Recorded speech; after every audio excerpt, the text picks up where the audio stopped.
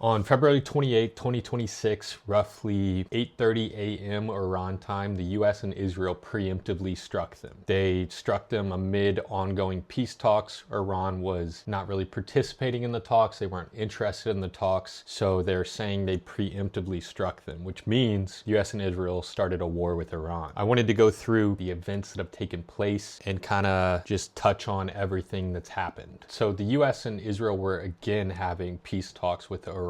There was the quoted 12-day war, which happened a few months ago, where the US struck their nuclear facilities with B-2 bombers, I believe. The US said they took out their nuclear capabilities. They're unable to build nuclear weapons. Yet the US was in talks with them again about their nuclear program with Israel, and they were saying that Iran was on the brink of having nuclear weapons. They could make them any moment now, which is something that we've seen talked about since the 80s, since the 90s. They've been saying the same dialogue over and over again. But I'm a little confused how they were about to have nuclear weapons again when we just took them out during the quoted 12-day war. So let's get into what took place on February 28th. Early in the morning, I believe it was around 2:30 a.m. Eastern Time, 9 a.m. Tehran time, the US CENTCOM announced Operation Epic Fury and Israel announced Operation Roaring Lion. Shortly after, US President Trump announced the launch of a major combat operation targeting Iran's missile industry, naval capabilities, and leadership structures. And I just got footage from US CENTCOM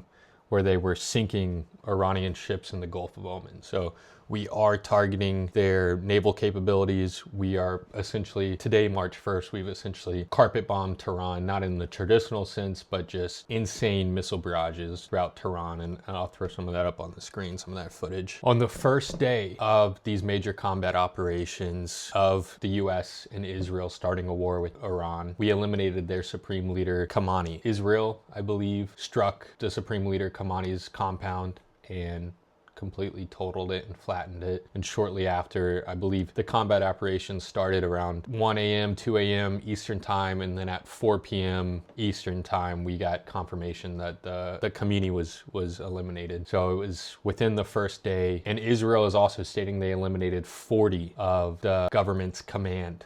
We essentially eliminated 40 key leaders in Iran. And there was a unconfirmed tweet, unconfirmed confirmation with Trump that I saw circulating where he was saying, we accidentally killed the second and third in place who we thought were going to replace Khamenei, which is absurd. So Iran has mass casualties in their leadership. And then right now, it's pure chaos in the Middle East. And no country is safe. The UK's base in Cyprus was reportedly struck. I believe it's unconfirmed. Maybe it's confirmed now. But there was strikes into Cyprus. A few of the missiles fell into the sea. But I think a few of them have struck the UK's base. Every single country throughout the Middle East is currently at war. There's the US Fifth Fleet headquarters in Bahrain was struck. Kuwait, Qatar, United Arab Emirates, Jordan, Saudi Arabia, Iraq, Syria, Israel, Cyprus. Almost every single country over there is in full-scale chaos. There's missiles flying all over the place, and Trump also just said that he's not ruling out placing boots on the ground. February 28th was all-out war. Iran was striking U.S. targets and U.S. bases as well as Israel in retaliatory strikes because the US and Israel started this war. However, there seems to be large-scale electronic warfare taking place right now, so it's really hard to target and aim. And we actually just saw today, on March 1st, 3 US F-15s shot down in friendly fire by Kuwait. And I believe that's reported because of the large-scale electronic warfare going off right now. It's very hard to track, to see what is in the air, to see whose it is. It's confusing everyone on the ground, and you kind of see this with how inaccurate the missile strikes are from both sides, from the US, from Israel, from Iran. There's mass inaccuracies in targeting and guiding strikes. The IRGC has claimed to have targeted 27 military locations with explosions and smoke reported in Manami, Doha, Abu Dhabi, and other Gulf cities. Dubai, every place has been struck. There was wide-scale intercepted projectiles resulting in limited damage, though multiple fatalities have been reported. There's been 3 US casualties reported and multiple casualties or injured US personnel reported as well. Both Israel and the US have stated that this war is going to take place over weeks. Trump just came out in his speech saying that this is going to take place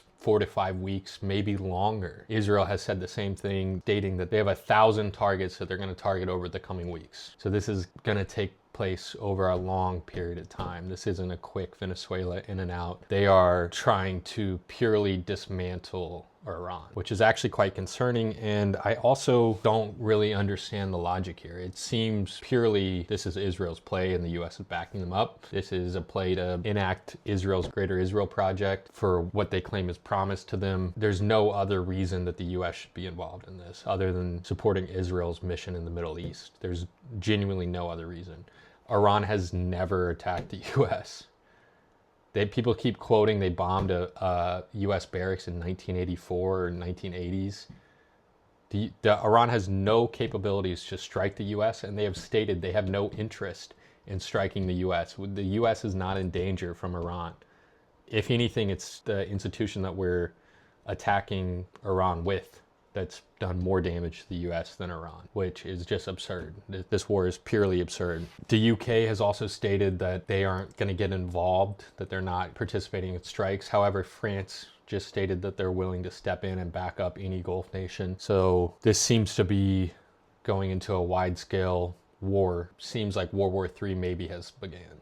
With that, touching on Russia and China and North Korea, they all issued statements denouncing the US and Israel's attacks, but I haven't seen them make any moves. I haven't seen them make any moves to support Iran to get active in this war. China has weirdly been quiet this year. We're only 2 months into the year and China's kind of been the best behaved global power. Allies of Iran, such as Yemen's Houthi rebels, have pledged solidarity and readiness for escalation. And yeah, this conflict has led to a large-scale leadership crisis in Iran with no clear successor of Khamenei, potentially exacerbating the internal instability. Economically, oil prices have surged due to disruptions in the Persian Gulf. As the events remain fluid, the risk of broader regional involvement persists, underscoring the fragility of the Middle Eastern security dynamics right now. It is purely chaos. Some interesting headlines and little tidbits that I've seen pop up are Iranian missiles were fired into Kuwait. That's happening right now, 3:37 Eastern time. Again, missiles are targeting Kuwait. UK gas prices are up 45% today. Kuwait just announced first military death since the start of this war. The British Prime Minister said Britain had agreed to allow the US to use British bases for defensive purposes only, while stressing that Britain would not engage in offensive operations against Iran. The Iranian embassy in Cyprus stated bilateral relations remain strong and unaffected by the escalation of the regional conflict. The IRGC came out with a statement saying the enemy must know their happy days are over and that they will have no safety anywhere in the world, not even in their homes. Just saw intense explosions over western Tehran, so the US and Israel are still striking Tehran. Trump stated that he thought it would take us 4 weeks to eliminate Iran's military leadership, but it happened all in